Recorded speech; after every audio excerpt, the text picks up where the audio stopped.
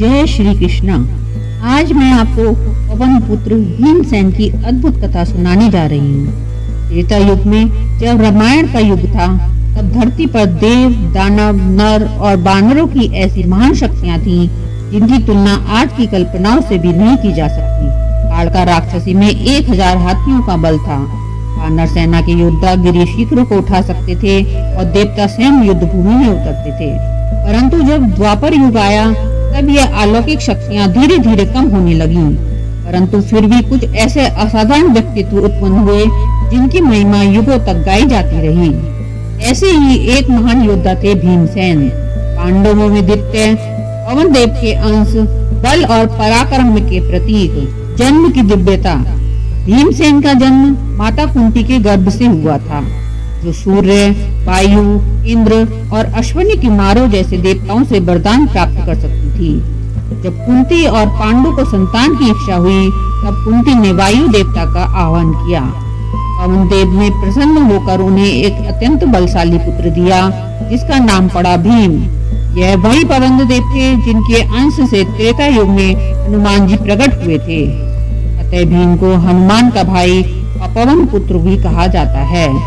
भीम का जन्म एक सामान्य बालक की भांति नहीं हुआ। जन्म लेते ही उन्होंने चट्टानों को अपनी मुट्ठियों से चूर कर दिया। उनके रोने से धरती कांप उठी और जैसे ही वे अपने छोटे छोटे हाथ पैर हिलाते, जमीन धड़धड़ाने लगती थी। राजमहल के ब्राह्मणों और ज्योतिषियों ने कहा, यह बालक भविष्य में महान योद्धा बनेगा। बाल्यकाल और कौरवों से देश। जैसे जैसे भीम बड़े होने लगे, उनकी शक्ति और गति आश्चर्यजनक रूप से बढ़ती गई। वे अपने समवयस्क भाइयों से कई गुना तेज दौड़ते, कुश्ती में उन्हें चित कर देते और विशालकाय शिलाओं को ऐसे उठाते जैसे कोई बच्चा गेंद उठाता है। यह सब देखकर उनके भाई युधिष्ठिर, अर्जुन, नकुल और सहदेव तो गर्व करते, किंतु कौरव विशेषकर दुर्योधन जल भून जाते। दुर्योधन को बचपन से ही भीमसेन से घृणा थी। कारण स्पष्ट था, भीमसेन हर क्षेत्र में श्रेष्ठ थे। जब भी खेल होता, कुश्ती या कोई प्रतियोगिता होती, तो विजेता एक ही होता, भीम। दुर्योधन और उनके अनुचर कर्ण, शकुनी आदि को यह बात सहन नहीं होती थी। विषैली खीर और षड्यंत्र। एक दिन दुर्योधन ने भीम को मारने की एक खतरनाक योजना बनाई। गंगा तट पर सभी राजकुमार खेल रहे थे। दुर्योधन ने बड़ी चतुराई से भीम को बातों में उलझाया और उसे एक विशेष प्रकार की खीर खाने को दी, जो विष से युक्त थी। वह विष इतना गहरा था कि हाथी भी गिर जाए। भीम अपनी सरलता में वह खीर खा गए और थोड़ी देर में बेहोश हो गए। दुर्योधन ने इसी अवसर का लाभ उठाया और बेहोश भीम को उठाकर गंगा में फेंक दिया। उसकी योजना थी कि भीम डूबकर मर जाएंगे और यह घटना एक दुर्घटना समझी जाएगी। लेकिन भाग्य को कुछ और मंजूर था, नागलोक की यात्रा और शक्तियों का वरदान। जब भीम का शरीर गंगा की जलधारा में बहता हुआ गहरे जल में डूबने लगा, तब वह नागलोक में जा पहुंचा। नागराज वासुकी के राज्य में स्थित उस लोक में जैसे ही भीम पहुंचे, विषधर नागों ने उन्हें घेर लिया और डसने लगे। लेकिन जैसे ही उनके विष ने भीम के शरीर में प्रवेश किया, वहां पहले से मौजूद विष से प्रतिक्रिया होने लगी। यह प्रक्रिया ऐसी थी जिससे विष निष्क्रिय हो गया और भीम को होश आ गया। जैसे ही भीम ने आंखें खोली और अपने चारों ओर नागों को देखा, उन्होंने तुरंत प्रतिक्रिया की। एक एक कर सभी नागों को पकड़कर पटक दिया, मार दिया। नागलोक में खलबली मच गई। नागराज वासुकी को जब यह ज्ञात हुआ कि कोई मनुष्य उनके नागों को मार रहा है, तो वह स्वयं वहां आए। लेकिन जब उन्होंने भीम का परिचय जाना कि वे पवन देव के पुत्र हैं, पांडव हैं और बिना किसी अपराध के यहाँ पहुँचे हैं, तब उन्होंने माफी मांगी और प्रसन्न होकर भीम को विशेष बलवर्धक नाग रस पिलाया। इस रस को पीकर भीम को 8 दिन में 8 हाथियों के बल के बराबर शक्ति प्रदान हुई। हर दिन एक गंडासे से तुल्य बल उसमें जुड़ता गया।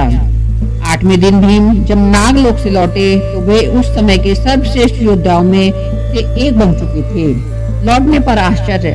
जब भीम गंगा से बाहर निकले, तो सभी को यह देखकर आश्चर्य हुआ कि वे जीवित हैं और पहले से ही अधिक शक्तिशाली दिख रहे हैं। दुर्योधन की योजना विफल हो गई थी, लेकिन भीम को इसका पूरा आभास था।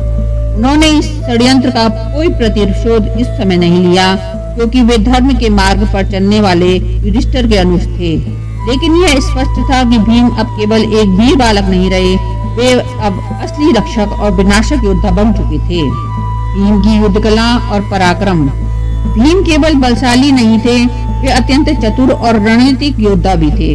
उन्होंने गुरु द्रोणाचार्य से अस्त्र शस्त्र विद्या में पारंगत होकर गदा, तलवार और मुक्केबाजी में अद्वितीय स्थान पाया। उनकी गति, ताकत और वार की तीव्रता इतनी थी कि एक बार में ही शत्रु धैर्यशायी हो जाता था।